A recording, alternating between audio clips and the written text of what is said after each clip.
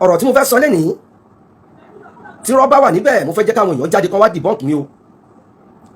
mò ń pe gbogbo ọmọ ọkọ ìlú Bàrígà lẹ́kọ̀ọ́, Bàrígà lẹ́gbẹ̀ẹ́ Ṣómólú lẹ́gbẹ̀ẹ́ Ṣómólú nínú Bàrígà nínú Ṣómólú. gbogbo ẹ̀yin ọmọ ọkọ inú Bàrígà, gbogbo ẹ̀yin indigenous Bàrígà, gbogbo ẹ̀yin tẹ́ ń fọwọ́ sọ̀yà pé ọmọ ìlú Bàrígà ní, mò ń pè yín. ọ̀rọ̀ tí mo fẹ́ sọ lórí ètò lẹ́nìí tó bá yẹ pé irọ́ ni ẹ wá já mi o. bákan náà mò ń lọ sọ́dọ̀ àwọn lọ́balọ́ba ìlú Èkó látòrí bàbá wa Ridwan Akiolu. bàbá kọ́lọ́hún jẹ́ kárí yín pẹ́ o, kádé kó pẹ́ lórí kí bàtà kó pẹ́ lẹ́sẹ̀, ẹ̀ṣin ọba kò jẹ́ kó pẹ́. bàbá àwọn ọmọ àlè kan ti wà ní ìlú Èkó, mo mọ̀ pé ti sanction ẹ̀rí, mo mọ̀ máa fẹ́ forúkọ ẹ̀sìn ní Tímsìn tó ń pèrè lọ́ba ní Bàrígà. mo mọ̀ pé bàbá wa Akiolu wọn ti sanction ẹ̀rí. irú ìwọ Tímsìn yìí, ìwọ ọmọ àlè, ọmọ ẹrú lásánlàsàn, ó wá pa ìtàn. mo ti ní mi ní dá àwọn tó ń gbọ́ Ààrẹ Gani Adams lóhùn, mi ní fẹ́ dá wọn lóhùn mọ́. mo ti ń sọ fáwọn bọ́ìsì wa pé káwọn náà kọ́ sí mi ẹ̀dọ̀. ṣùgbọ́n ọmọ àlè, ọmọ àtọ̀húnrìn wa, ó wá fẹ́ pa ìtàn fọ́mọ Yorùbá, ọmọ aládé, ọmọ Odùduwà. ẹ wo wọn nílé tí ò bá ti, ilé tó bá ṣe ń tòrò, àwọn àgbà ní ọmọ àlè bẹ̀ kò tí ì dàgbà ni. Tímsìn tó ń pèrè lọ́ba ní Bàrígà, mo lè fọwọ́ sọ̀yà gbangba wípé ọmọ àlè ní ẹni Bàrígà, ò kì í ṣe ọmọ ọkọ, ò dẹ̀ kì í ṣọba. ẹ̀yin èèyàn ẹ máa bá mi wo Tímsìn yìí. alákọ̀ọ́kọ́ mo fẹ́ béèrè ìbéèrè, ṣé ọmọ Yorùbá tó jẹ́ ọmọ aládé tó máa jẹ́ Tímsìn? ṣé ọmọ aládé máa jẹ́ Tímsìn? mo fẹ́ sọ̀rọ̀ Tímsìn fún yín. ṣé a rí Tímsìn yìí? mi ò ní jẹ́ kọ́rọ̀ yẹn pọ̀, mo fẹ́ máa sọ díẹ̀ díẹ̀ kẹ́ lè gbọ́. ṣé a rí ìyá tó bí Tímsìn? òun ló fẹ́ jagun mọ́lú ọba àná ní Bàrígà. ìyá tó bí Tímsìn ló fẹ́ jagun mọ́lú. ìyá tó bí Tímsìn dẹ̀ jẹ́ ọmọ bíbí inú ìlú Iléṣà. ìgbà tí ìyá tó bí Tímsìn tó ń pàtàn yìí pé Ààrẹ Gani Adams lọ gbé 30 million àbẹ́lẹ̀ ló pé fún Fúlàní kan kó lọ bá ọba Aláàfin Ọ̀yọ́, ọba bàbá wa Lámídì Ọláyíwọlá ikú bàbá yèyí aláṣẹ kejì òrìṣà, pé kọ́ fóun jẹ Ààrẹ Ọ̀nà Kakanfò. bàbá ńlá irọ́ tó jìnnà sóòótọ́ ni. ìtọ̀kítọ̀ tó mọ̀ pa yẹn àwa wá pa tiẹ̀ fún ẹ báyìí, torí ẹ̀ mo ṣe ní mo pé gbogbo àwọn ọmọ Bàrígà kan wá máa gbọ́ irọ́ tí n bá ti pàdé ẹ̀yọ́ ọmọ Bàrígà ìwádìí bọ́n kẹ̀kẹ́ bá mi yọ kúrò. ìdí tó fi lọ́ta láàfin mọ́ màá sọ tó bá yá. ìyá tó bí wọ́n tó ń jẹ́ Tímsìn yìí, ìyá ẹ̀ lọ́mọ Iléṣà ló wá fẹ́ jagun mọ́lú ọba àná ní Bàrígà. first born tí ìyá ẹ bí fún ọba jagun mọ́lú yìí, òun ni àǹtí ẹ tá à ń pè ní Nọ́símọ́. ṣé mo parọ́? Nọ́símọ́ ni first born ọba tá à ń sọ yìí. ìgbà tó bí Nọ́símọ́ tán, ìjà dé láàrin ọba yìí àti ìyá tó bí Nọ́símọ́. Nọ́símọ́ yìí jẹ́ ọmọ ọba tá à ń sọ yìí ní Bàrígà tá à ń pè ní Jagumolu. ìjà dé, ìyá Nọ́símọ́ ó padà sí ìlú àwọn bàbá ẹ̀ ní Iléṣà. lára àwọn àgàtú, àwọn Yíbò, àwọn Yánmírín, àwọn kòbòkòbò tí wọ́n ń ṣe àgbàro nínú ìlú bàbá ìyá Nọ́símọ́ tó jẹ́ ẹ̀gbọ́n Tímsìn yìí, lára wọn kì ìyá Nọ́símọ́ mọ́lẹ̀ tá à ń pè ní tó jẹ́ ìyá Tímsìn, ìyàwó ọba Jagumolu Bàrígà náà. wọ́n fún lóyún. bọ́n ṣe fún lóyún tó oyún òun ò tí ju bí oṣù méjì lọ, làwọn àgbààgbà ìlú náà kò bí rípótó náà ní pé ó lórí ọba yẹn jẹ́ ká bá wọn parí ìjà pẹ̀lú ọba. wọ́n bá bà parí ìjà, wọ́n ní kí ìyá Tímsìn, kò tí ì bí Tímsìn, wọ́n ní kí ìyá Nọ́símọ́ kó padà sí Bàrígà. ìyá Nọ́símọ́ padà sí Bàrígà nítòótọ́. ẹ̀yin àgbàlú ọmọdé bá kọyán àná, àwọn àgbà fìtàn balẹ̀. àwa nítọ̀ lẹ́nu, a ní ọ̀rọ̀ lẹ́nu, Olúwa Elédùmarè ló fi rán wa. iṣẹ́ tá a bá dẹ̀ rọ́kọ̀ ni kò ń jẹ́. èmi ò ní dẹnugbó bí ọwọ́ torí pé mo mọ̀ yín. a ti mọ orúkọ táyé ń jẹ́ ẹ̀ lè gbé wa láyé lọ́wọ́ láéláé. sábàdà èmi ẹ̀jẹ̀ àjọwọ́nú ẹ̀. ìwọ́n tó ń pèrè ní Tímsìn yìí, ìgbà tó dáyà ẹ padà sí Bàrígà, àwọn àgbààgbà lù ú ṣe mọ̀ pé wọ́n máa ń lójú inú. wọ́n ti pé ọmọbìnrin yìí ó dàbí kó ti fẹ́ra kù. wọ́n rí pé ìyá Nọ́símọ́ ti fẹ́ra kù. ìgbà tó rí wípé ìyá Nọ́símọ́ fẹ́ra kù, wọ́n sọ fún kábíyèsí, ṣe mọ̀ pé àwọn àgbààgbà ayé ìgbà yẹn wọ́n máa ń fi gbogbo nǹkan ṣọlá, máa ń fi gbogbo nǹkan ṣe kù ni. bàbá yẹn gbà á toyún yẹn, ó dẹ̀ tọ́ oyún yẹn. bàbá yẹn ọba Jagunmólú yẹn mọ̀ pé òun kọ́ lòun bí, ìgbà tó bí ọ sọ lórúkọ Tímsìn. Ẹjọ́ ọmọ Yorùbá tó bá ń jẹ́ Tímsìn yẹn jẹ́ kí n mọ̀ o. Nínú ẹ̀ ló wá fi ń padà pé rẹ ní Àkànbí Ọmọgbọ́láhàn Jagunmólú. Ìdí rèé tí àti ẹ̀ lọ sí mọ́. Ìdí rèé tí àti ẹ̀ lọ sí mọ́. Tó jẹ́ pé láàrin ìgbà kan ní Bàrígà, àti ẹ̀ lọ sí mọ́. Ó máa ń wọ agbádá, ó máa wọ ṣòkòtò, ó máa kó lẹ̀kẹ̀ sọ́rùn. Ọ̀rọ̀ tí mò ń sọ yìí tí n bá ti parọ́ ẹnu máa bá mi bí àwọn ọmọ Bàrígà léèrè o. Ìwọ Tímsìn tó ń pe ààrẹ Gani Adams lọ́mọ àlè ilẹ̀ Yorùbá. Tó ní òòṣà ọ̀ṣọ́ọ̀ṣì kan, alágbára ọ̀ṣọ́ọ̀ṣì wọ́n ń pàtàn ìwọ ọmọ Yíbò. Ẹgbọ́n rìnrìn lẹ́nu mi lẹ́nu lórí ọ̀rọ̀ ẹ̀. Àti ẹ̀ lọ sí mọ́, ó máa ń wọ aṣọ tó máa ń dúró nídúró wípé òun ò fẹ́ kó o gba oyè ilé bàbá òun, pé ọmọ àlè ni ẹ́, ìyá òun padà lọ lóyún ẹ wá láti tà ní. Àǹtí ẹ mọ̀ wà tàǹtí ẹ jáde lórí dáadáa. Ṣé mo parọ́? Ó mọ iye ìgbà tí ó mọ ìgbà tí lọ sí mọ́. Ṣó mọ iye ìgbà tó fi bá ìjà. Àǹtí ẹ lọ sí mọ́. Ó pe gbogbo àwọn baálẹ̀ tó wà ní Bàrígà pátápátá. Ó ní pé o kì í ṣe ọmọ bàbá òun. Ọ̀rọ̀ yìí fa ìjà. Débi pé ìwọ Tímsìn ó padà pàdé àpòpọ̀. Ó lọ bá chairman Bàrígà gbà yẹn tó ń pè ní Honorable Oris. Honorable Oris yìí, òun ló ní hòtẹ́ẹ̀lì kan tí àwa OPU lò ní Ìjẹ̀bú nígbà náà. Èmi ò kì í mú irọ́, mi kì í mú rọ́. Nígbà tá a ṣe OPU kí lorúkọ ẹ̀ ní Ìjẹ̀bú, Honorable Tímsìn yẹn ló ní hòtẹ́ẹ̀lì tá a lò nígbà yẹn. Òun ni ìwọ Tímsìn lọ bá tó ní kó yọ àǹtí ẹ kúrò ní ìyálọ́jà Bàrígà. Ṣé mo parọ́? So along this line, àwọn nǹkan kan ti lọ débi wípé àìmọye nǹkan tó ti bàjẹ́ nínú ìlú Bàrígà. Ẹ jẹ́ fìyẹn lẹ̀. Kábíyèsí ọba Akíolú tìlú Èkó wa lọ́wọ́lọ́wọ́ báyìí. Ìwọ ló fi petition yọ wọ́n kò ní ṣe ọlọ́pàá. Mo fẹ́ sọ ìtàn eléyìí. Ìwọ Tímsìn tó yẹ pé ó máa ń gba ilé kiri, ó máa ń gba ilé èèyàn kiri ní Bàrígà ni. Ó gba ilé èèyàn kábíyèsí Akíolú yìí. Ìgbà náà kábíyèsí ọba Akíolú yìí wọ́n sì wà ní ìdíṣẹ́ ọlọ́pàá. Akíolú wá dá sí nígbà yàsọ ọlọ́pàá. Ìwọ ló kọ petition against Akíolú tó fi dismiss petition. Ìwọ ló kọ against ọba Akíolú. Àti ìwá sẹ́yìnbọ̀ bàbá ìpadà jọba lẹ́kọ̀ọ́ torí ó mọ̀ kó máa jọba. Àbí bẹ́ẹ̀ kọ́?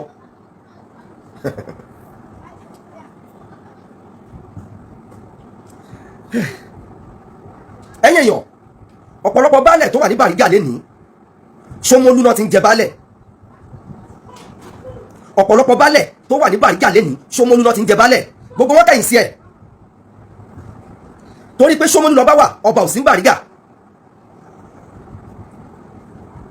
Baálẹ̀ ẹyọ kan ṣo péré ló dẹ̀ fi jẹ. Tó ń pè ní Sáké. Sáké yìí náà ó kọ petition against ẹni tó gbé lọ pàǹtí. Tí n bá parọ́ ẹ máa jáde ẹ̀yin ọmọ bíbí inú ìlú Bàrígà.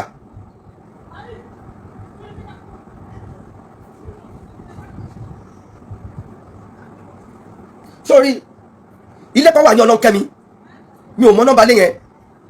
Ìwọ Tímsìn ó gba ilé yẹn tó ta. Ọlọ́nkẹ́mi ni ilé yẹn wà. Tó bá jẹ́ wípé mò ń parọ́ ẹ̀yin ọmọ Bàrígà ẹ máa bọ̀ lórí screen yẹn wá bá mi dìbọ́nkẹ̀. Ẹ wá sọ fún mi pé irọ́ ni mò ń pa. Ilé ọ̀rọ̀ tí mò ń sọ tó bí bóyá bí ọdún 9 sí 10 tó gba ilé yẹn dá wàhálà lẹ̀ tó competition against ìwọ Tímsìn. Ẹ lọ bèrè lọ́wọ́ àwọn ọmọ Bàrígà dáadáa. Yes, going to 10 years. Ilé yìí ló gba last sí wàhálà fi dé báyìí.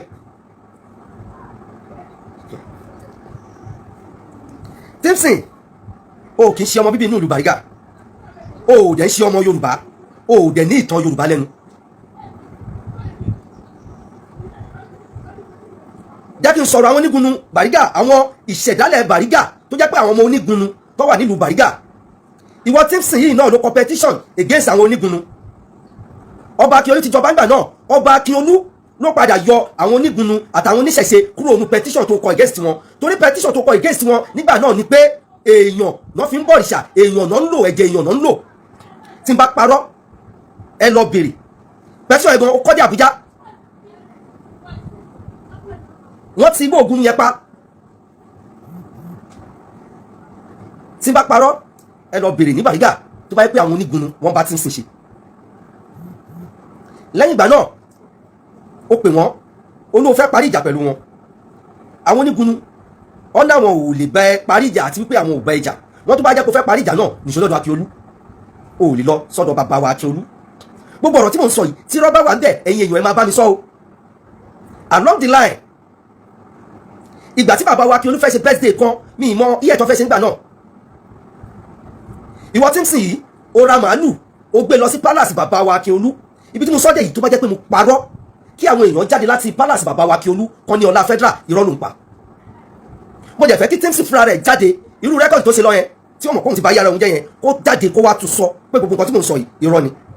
bàbá wa Akíọlú gbé ẹṣẹ́ pè lọ́jọ́ náà lọ́hùn, wọ́n forí adé gégùn fún ẹ, wọ́n dẹ̀ dá màálù ẹ padà, wọ́n dẹ̀ tún lọ́nà àwọn tó wà ní palace pé wọ́n má gba àbọ̀dè fáwọn o. bàbá wa dẹ̀ ní òkè ṣọba. ìgbà tí Fáṣọlá tó wà ní gọ́vnọ̀ Lagos State, baálẹ̀ orílẹ̀ Bàrígà òun pèrè lọ́ba, ọba tó dádé ò ní certificate, ó dẹ̀ ní àwọn ọmọ ìlú lára.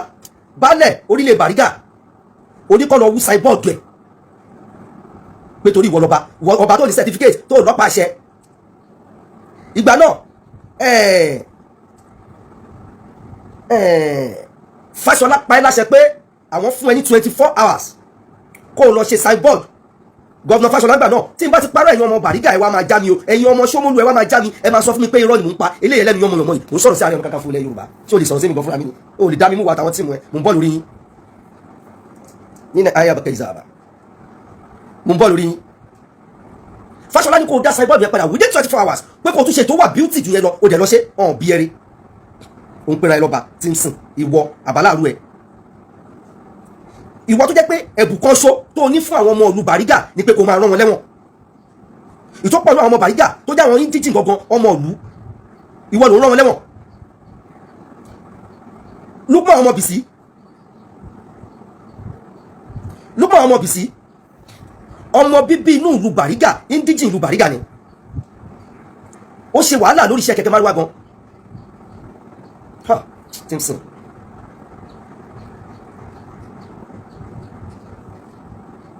ẹ̀gbọ́n tí mo sọ yìí ó ṣe wàhálà tán nídìí iṣẹ́ kẹ̀kẹ́ márúwá, wọ́n wá fún ní certificate pé o lè jẹ́ olórí oní kẹ̀kẹ́ márúwá ní Bàrígà. wọ́n ti ń jó wọ́n ti ń yọ̀. Timson yìí dẹ̀ pé àwọn ọmọ àjèjì Bàrígà ó ní tó bá ti lè dá owó wá òun á bá wọn rán lẹ́wọ̀n. ṣé mo parọ́? ẹ̀yin ọmọ Bàrígà ẹ má jáde wá o. ọwọ́ Ahmed tó jẹ́ ọmọ Ògbónà ọmọ Kwara State, ọwọ́ ẹ̀ ló ti gba owó tó fi petition ọmọ onílùú tó jẹ́ Wàsíù tó rán lẹ́wọ̀n tó kọlà sójú báyìí. ọmọ Ògbónà yẹn ó dẹ̀ gbowó lọ́wọ́ ẹ̀, ó fi rán ọmọ onílùú ọmọ ìlú gangan ọmọ ìlú Bàrígà ó fi rán lẹ́wọ̀n. ṣé wọn náà pè lọ́ba?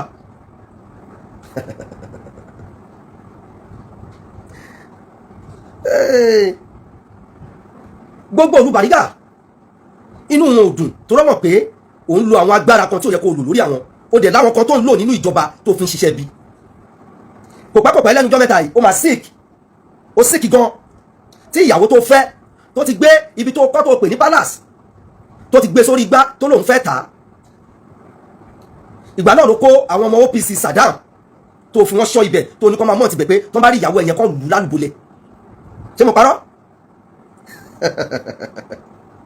500 million lóbìnrin yẹn fẹ́ ta palace yẹn.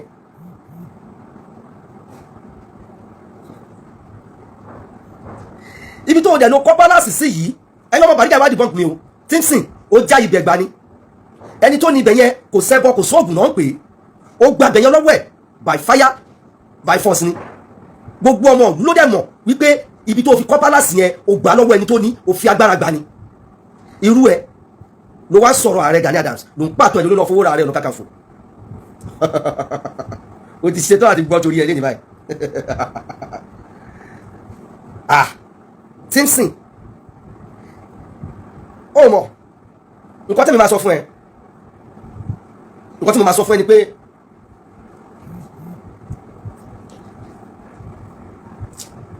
tí Ṣàngó tó bá ń pàràbà tó ń fàrókò ya tó ń gbégi ọdọ́ lulẹ̀ bíi ti Ààrẹ Ọ̀nà Kakanfò ilẹ̀ Yorùbá kọ̀wé Ìbà Abíọ́dún Gani Adams ṣé o mọ̀ wípé o ti fẹ́ pàdé àpòpọ̀ mọ́ Ìbà Abíọ́dún Gani Adams nígbà kan wípé wọ́n fún ẹ ní support láti máa hùwàkiwà tó ń wù nínú ìlú Bàrígà yìí ààrẹ ò dá ẹ lóhùn Saddam tó mú mọ́ra lẹ́ni ọmọ ẹ̀yìn Ààrẹ Ọ̀nà Kakanfò ilẹ̀ Yorùbá ni Ààrẹ Ọ̀nà Kakanfò ló fa Saddam yọ nínú kọ́tà níbi tó ti ń ta kẹsẹ̀tì àwọn CD tó ń tà ní 70 naira bí 30 naira nígbà yẹn méjì 50 naira níbẹ̀ ni Ààrẹ Ọ̀nà Kakanfò ti lọ mú Saddam ẹ̀yìn Ààrẹ Ọ̀nà Kakanfò ní Saddam ti dèèyàn gbogbo nǹkan tó lóun nílẹ̀ ní ẹ̀yìn Ààrẹ Ọ̀nà Kakanfò ló ti ní ẹ wá pàdé àpòpọ̀ ó wá sọ nínú láìfẹ́ wípé Ààrẹ Gani Adams fẹ́ takú bàbá wa Bọ́lá Ahmed Tinubu ó mọ̀ tán ni ó dẹ̀ mọ̀rọ̀ bàbá Bọ́lá Ahmed Tinubu gan mọ èèyàn tí Ààrẹ Gani Adams jẹ́ Ààrẹ Gani Adams mọ èèyàn tí bàbá Bọ́lá Ahmed Tinubu jẹ́ nǹkan tó ti wà láàrin bàbá wa Bọ́lá Ahmed Tinubu àti bàbá wa Ààrẹ Ọ̀nà Kakanfò ilẹ̀ Yorùbá ó lè mọ̀ láíláí ibi tó ti ń bára wọn bọ̀ ó lè mọ̀ kí n sọ fẹ́ ọmọ Yorùbá tẹ́ gbọ́ mi lẹ́ni ẹni tó ṣe bàbá ìyàwó níjọ́ tí Ààrẹ Gani Adams ń ṣègbéyàwó Mojísọ́lá Olórùka Bọ́lá Ahmed Tinubu ni tó bá dàbí rọ́ ẹ lọ dìbọ́ǹkì mi Timson orí ẹ ti dàrú wọ́n mú àlè ẹ gbọ́ bí mo ṣe pàtàn yá ẹ̀ ìwọ tó gbóyún ẹ wá tọ́ wá nítorí ìbò torí kinní kan tẹ́ bá bá ń lu agbára yẹn náà Bọ́lá Ahmed Tinubu bá bọ́lẹ̀ lẹ́yìn ọdún kẹjọ òṣèlú atọ́ alájọbí àkù òṣèlú atọ́ alájọbí àkù òṣèlú atọ́ àwọn onílé àkù lẹ́yìn ìgbà náà ní fá máa rínú nílẹ̀ máa ríkà ẹni tó bá wá ṣe rere Elédùmarè ló máa wá mọ̀ tá a bá tiẹ̀ wá sọ̀rọ̀ bíi tiwọ́ Timson ni ìwọ ọmọ ẹrú lásán ìwọ fi jẹ́ pé wọ́n gbé oyún ẹ wá fẹ́ bàbá Jagunmólú ni